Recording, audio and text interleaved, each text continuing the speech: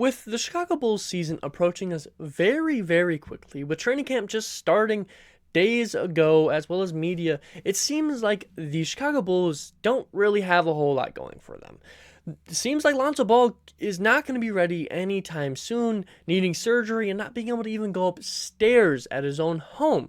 It also seems like the rest of the team, is not really fully prepared for the year, but the fact is there's always some things like that when this season starts where the media maybe over pushes something and you're going to have a couple key injuries that might affect your season. But in this video, I don't want to talk about all the bad. Instead, I want to talk about my 5 predictions, bold predictions as a matter of fact, for the Chicago Bulls 2022-23 season. Now, if you enjoy this content, please give me a like and subscribe. It truly means the world to me, and I'm trying to reach 1,000 subscribers before the end of the year, and I cannot do that without your guys' help. But let's not waste any more of your time. Let's go ahead and get right into this. My bold predictions for the Bulls 2022-23 season. Now, the first thing I want to talk about here is going to be Nikola Vucevic and his return to form, which I truly think will happen. Now, before the Bulls made a massive move 2 years ago to acquire Nikola Vucevic, he had been a dominant center in the league with 2 All-Star appearances with the Magic, and many seeing a ton of potential in him. But almost the second he joined the Bulls, we saw a drop in production. In his first year with the Chicago Bulls, he could never get a grasp because people were constantly getting moved in and out of the lineup, and it seemed like him and Zach LaVine never had an opportunity to fully mesh, with Zach LaVine missing the end of the year before the Chicago Bulls would end up missing the playoffs entirely. By the time that year 2 finally rolled around, the team went all in, bringing in DeMar DeRozan, Lonzo Ball, Alex Caruso, bringing in Ayo Dosunmu, and it took a lot of opportunities out of Nikola Vucevic's hand, and not only that, but he had to relearn a pretty much new offense with new pieces surrounding him. But with year 3 on its way and finally having found his footing in the playoffs, being a pretty key contributor in that Bucks games that were going on during the playoffs, it seems like he might start getting back to his all-star level. Now, not only is he by far the best center on the roster, but he is one of the most diverse players on this entire roster. Not only can he dominate in the block, get boards, but he is also an effective shooter beyond the arc. He can slow down scorers down at the block as well as pass the ball effectively out of the block. This year, I expect Nikola Vucevic to get back to his all-star level and make the All-Star game, as well as produce a double-double with 24 points throughout the entirety of the year. Now, I know this is quite a bold prediction, with a lot of Bulls fans saying that they would rather trade Vooch at the beginning of the year than keep him on this team. But I think with DeMar, getting a grasp as the year went on, he was an MVP candidate, but he definitely slowed down towards the end of the year.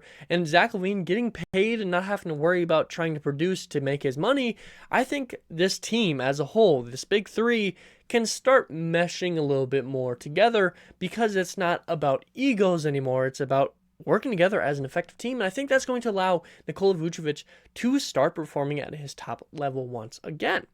Now, the next bold prediction here is Zach LaVine's first All-NBA appearance. Now, after being a 2-time All-Star with the Bulls back-to-back and receiving a massive contract extension for Zach LaVine, the predictions and hopes are through the roof. Not only do I expect Zach to meet these expectations and become a consistent All-Star for this team in this league, and he is key to the Bulls' long-term success, I also expect him to become a All-NBA level talent. Now, I'm not saying he's going to be All-NBA first team right away or that he's going to consistently be, but I do expect him to finally break into that category. With the past 2 years, he looked very, very good and almost did it 2 years ago, but was just beat out by a couple tough shooting guards in that position. Now, after facing many injuries that slowed down a great start to his season last year, having a full offseason to be healthy, to work with this team, I think is not only going to allow him to have, better group mentality, but everyone's going to learn what type of shots people are better at, learn how to ISO with all these great talents, learn how to pass, and just work better together, which is going to allow more opportunities for individuals as well as for the team in total. Now, Zach not only will set career high in points and rebounds, but he will also be a top 5 3-point shooter in the league. Now, these are all some bold predictions in and of themselves, but even with a top performance for himself, he will still have to beat out some tough guard positions. With the shooting guard position having Bradley Beal, Donovan Mitchell, Anthony Edwards, Jaylen Brown, and Devin Booker, 5 guys right there, and Zach LaVine sliding there. That's your top 6 shooting guards for the most part, and Zach's going to have to beat out at least 4 of those to make an All-NBA.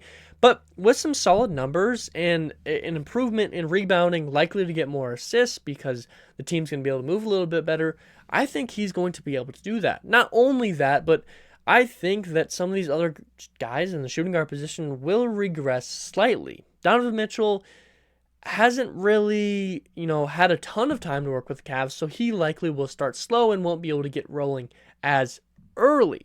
Devin Booker and the Suns seem like they almost collapsed at the start of the offseason, so there might be a little bit of, tough situations as the year progresses on.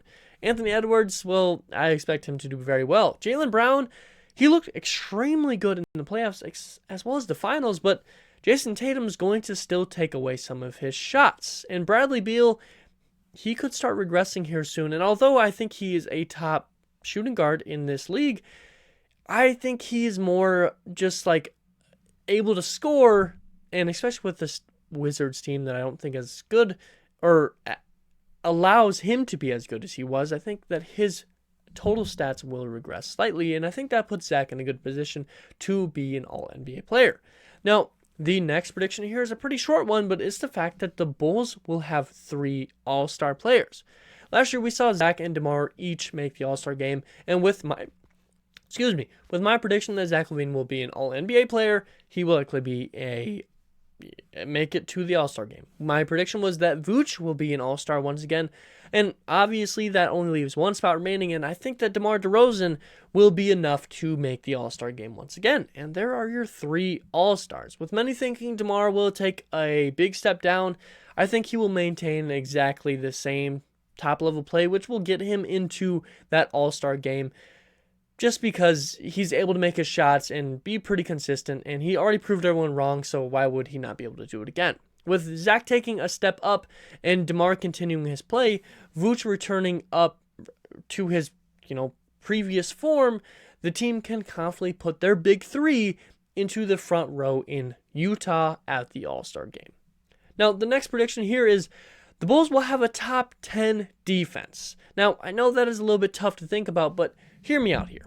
Early last year, the Bulls had a top 5 defense that slowly fell to top 10 and then finally fell out after Lonzo's injury and would be in the bottom half of the league. Even with Lonzo likely missing the first month or 2 of the year, they did a very good job without him late in the year. With Patrick Williams being healthy and returning to his top defensive level and progressing, as well as Ayo Dosunmu and Alex Caruso being top-level defenders in the guard position, the team can manage well until Lonzo's return. When Lonzo played, the team as a whole was playing great on defense, with all sorts of players looking a lot better than they might actually be. Zach LaVine was getting steals, Vooch was getting blocks, Zoe was getting both, Alex Caruso was top 5 in steals, and DeMar looked threatening on defense, which is something that he has struggled to do throughout his entire career. Once Zoe returns, this team will likely get it rolling on defense, and I think that will be enough. With Ayo Dosunmu progressing, Dalen Terry coming in and being good on defense, Alex Caruso, you got 4 extremely good defenders in the guard position. Vooch as well as Drummond are enough at the center position to slow some guys down and be pretty confident. Zach LaVine, he looked pretty well when Lonzo was playing, but I don't expect him to be at a top level. And for the forward position, Patrick Williams is a top-level defender and can defend almost every position. And DeMar is confident enough that this team can be a top 10 defense in the league if this team can stay healthy. Now, the last prediction here is going to be the Bulls will be a top 4 seed in the East. Now, I know a lot of people are saying the Bulls might be in the play-in, and I think that is a little bit ridiculous. Although a lot of teams did improve, I will admit that I still think this Bulls team, when healthy and when rolling, is a top-level team. Last year, the Bulls held the #1 spot in the East for almost a full month, but would end up falling down to the 6th seed by the end of the year. Even with many teams in the East adding talent, the Bulls, when healthy, have shown that they have what it takes. And although they struggled against playoff teams, they still were able to find enough wins to be a solid team. And when they were fully healthy, like I said, they were the 1st seed in the entire East. Not only that, but with a top-level bench, I made a whole video on that. If you like, check it out. I would suggest that. But an extremely good bench and a starting lineup that can compete with almost anyone, they are likely to be able to get enough wins to be in that top echelon of teams. Not only will the team be able to slow down top scorers on the defensive side of things with Patrick Williams and Lonzo Ball, as well as the remaining guys that I mentioned previously, but with the likes of Lonzo and Zach LaVine, Vooch, DeMar, they're going to actually be able to score at a top level as well, which is going to help them. If you're able to slow somebody down on defense and still put up enough points on offense, you're likely to win enough games to get you in the playoffs. And I think they're going to be able to do enough to get them into the top 4 seed in the East, matching up pretty well against some of the other teams out there. Now, with that being said, those are my 5 bold predictions for the Bulls season. And although some of them might be a little bit more bold than others, especially based on how the media is reacting, I think the Bulls have a pretty good shot at least knocking 3 of these out of the park and completing them. But what are your guys' thoughts? Do you think they will complete any of these? Do you guys have your own bold prediction? Leave that down below. I'd love to have a conversation with you guys. If you enjoy this content, please like and subscribe. It truly means the world to me. I'm trying to reach 1,000 subscribers before the end of the year, and I cannot do that without your guys' help. And as always, I hope it taught some today. Hope it made a smile, open you laugh. That something's really important to me. It affects me most today in a great way, because every single day can be a great day if we all just put in the effort. And as always, you guys all be safe out there. But something deep inside won't let me quit. I swear that I'm inspired.